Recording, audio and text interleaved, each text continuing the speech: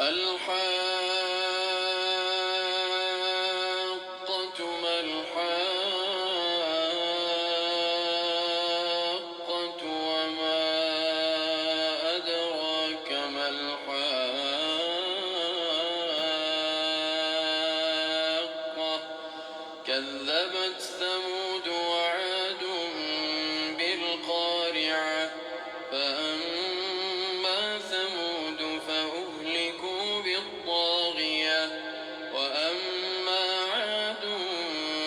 فأهلكوا بريح صرصر عاتية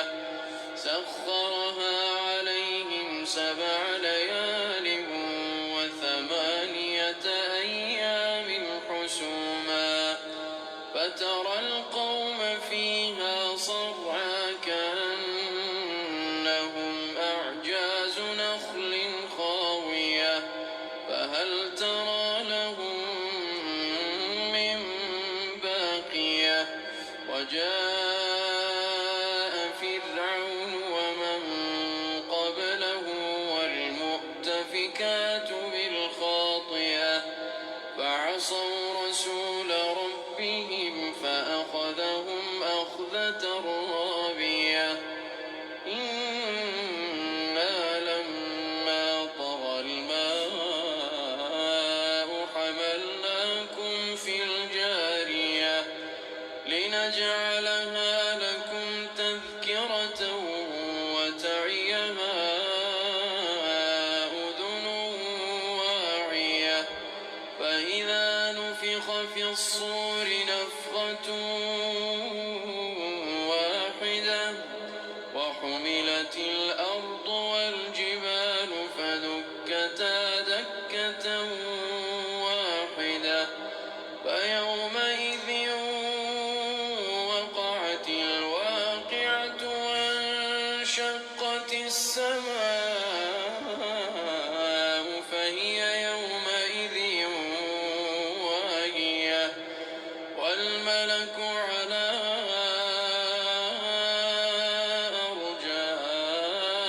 أرجائها ويحمل عرش ربك فوقهم يومئذ 8 يومئذ تعرضون لا تخفى منكم خافية فأما من أوتي كتابه بيمينه فأما من أوتي كتابه بيمينه فيقول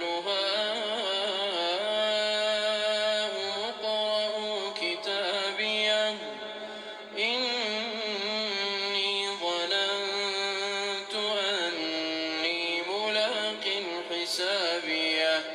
فهو في عيشة راضية في جنة عالية قطوفها دانية كلوا واشربوا هنيئا بما أسلفتم في الأيام الخالية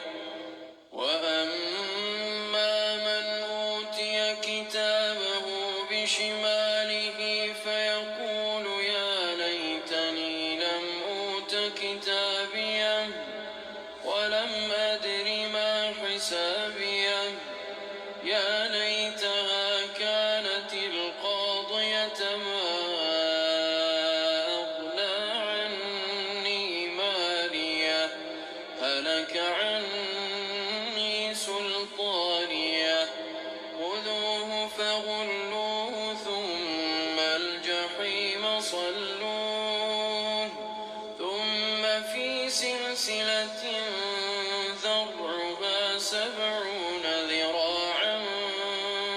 فاسلكوه إنه كان لا يؤمن بالله العظيم ولا يحض على طعام المسكين فليس له